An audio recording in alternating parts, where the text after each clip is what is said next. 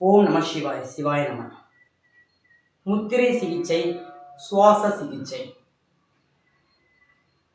நம் உடலில் பஞ்சபூதங்கள் நிலம், நீர், நெருப்பு, காற்று, ஆகாயம் 5 பூதங்கள் நம்முடைய 5 விரல்களில் உள்ளது.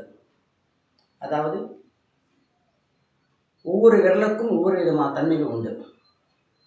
நிலத்திற்கான தன்மை, நீருக்கான தன்மை, நெருப்பிற்கான தன்மை, காற்றுக்கான தன்மை, ஆகாயத்திற்கான தன்மை.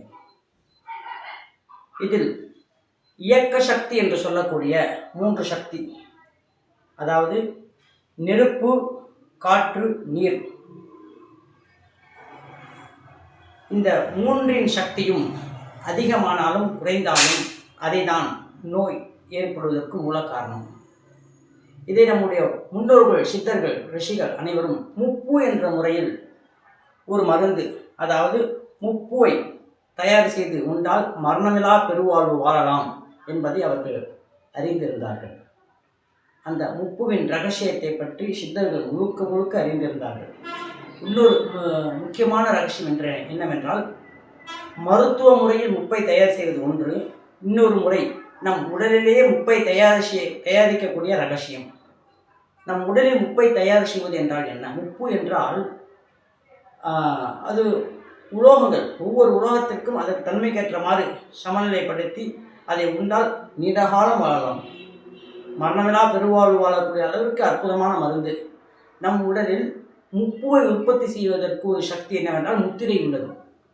இந்த முத்திரையை பயன்படுத்தி நம் உடலில் முப்புக்கான ரசாயனத்தை சுரக்க வைக்க முடியும்.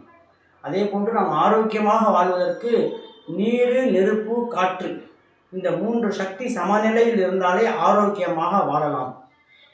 மிகினும் குறையினும் நோய் செய்யும் நூலோர் வழிமுதலாய் எண்ணிய 3 வள்ளுவர் கூறினார். அதாவது அளவுக்கு அதிகமாக இந்த சக்திகள் வாதம், பித்தம், கபம் அதிகரித்தாலும் குறைந்தாலும் அதுதான் நோய் ஏற்படும் என்று சொல்கிறார்கள்.